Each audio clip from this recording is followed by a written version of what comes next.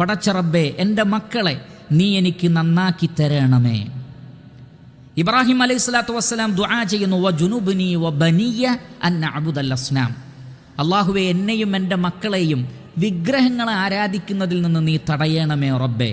അദ്ദേഹം വീണ്ടും പ്രാർത്ഥിക്കുന്നു, റബ്ബി ജഅൽനി മുഖീമസ്സലാത്തി വമിൻ ദുർരിയതി. അല്ലാഹുവേ, എന്നെയും എൻ്റെ മക്കളെയും നീ നമസ്കാരം നിലനിർത്തുന്നവരുടെ കൂട്ടത്തിൽ ഉൾപ്പെടുത്തണമേ. റബ്ബന വതഖബ്ബൽ ദുആ. അല്ലാഹുവേ, നീ ദുആ സ്വീകരിക്കണമേ. നോക്കൂ, നിങ്ങൾ അമ്പിയാക്കളുടെ പ്രാർത്ഥനകളിലെല്ലാം തന്നെ, അതേപോലെ തന്നെ സത്യവിശ്വാസികളുടെ പ്രാർത്ഥനകളിൽ അള്ളാഹു പ്രത്യേകം ഉൾപ്പെടുത്തിയത് മക്കളുടെ സലാഹിയത്തിനു വേണ്ടി, നമ്മുടെ മക്കൾ നന്നായി തീരാൻ വേണ്ടി നിരന്തരമായ പ്രാർത്ഥനകൾ നമ്മുടെ നമസ്കാരങ്ങളിൽ, നമ്മുടെ സുജൂദിൽ, നമ്മുടെ തശഹുദിൽ, ഖിയാമുൽ ലൈൽ നമസ്കാരങ്ങളുടെ സന്ദർഭങ്ങളിൽ, രാത്രി നമസ്കാരത്തിന് ശേഷം പ്രാർത്ഥനയ്ക്ക് ഉത്തരം കിട്ടുന്ന സന്ദർഭങ്ങളിൽ അല്ലാഹു സുബ്ഹാനഹു വ തആല സ്വീകരിക്കുന്ന പ്രാർത്ഥനകളിൽ ഒന്ന് ദഅവത്തുൽ വാലിദി ലിവലദിഹി. ഒരു വാലിദ്, ഒരു വാപ്പ മക്കൾക്ക് വേണ്ടി നടത്തുന്ന ദുആ അള്ളാഹു സ്വീകരിക്കുന്ന ദുആയാണ്.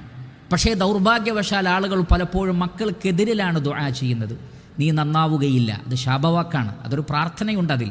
നീ നന്നാവുകയില്ല, നീ ഗുരുത്തം കെട്ടവനാണ്, നീ അങ്ങനെയാണ്, നീ ഇങ്ങനെയാണ് എന്നിങ്ങനെ ദേഷ്യം പിടിച്ച് മക്കൾക്കെതിരിൽ പ്രാർത്ഥിക്കുന്നു എന്നല്ലാതെ മക്കൾക്ക് വേണ്ടി പ്രാർത്ഥിക്കൽ വളരെയധികം കുറഞ്ഞു പോയിരിക്കുന്നു.